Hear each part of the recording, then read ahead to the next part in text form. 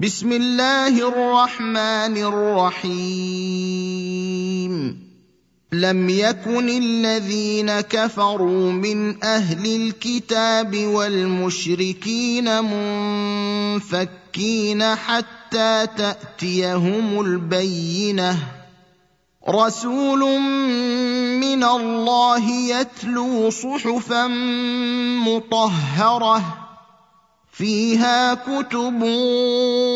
قيمة وما تفرق الذين أوتوا الكتاب إلا من بعد ما جاءتهم البينة وما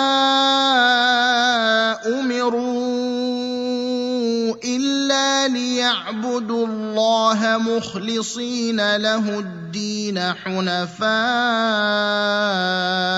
ويقيموا الصلاة ويؤتوا الزكاة وذلك دين القيمة إن الذين كفروا من أهل الكتاب والمشركين في نار جهنم خالدين فيها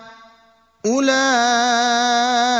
هم شر البرية إن الذين آمنوا وعملوا الصالحات أولئك هم خير البرية جزاؤهم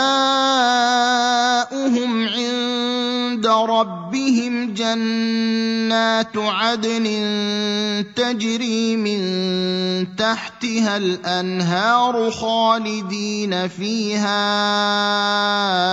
أبدا رضي الله عنهم ورضوا عنه ذلك لمن خشي ربه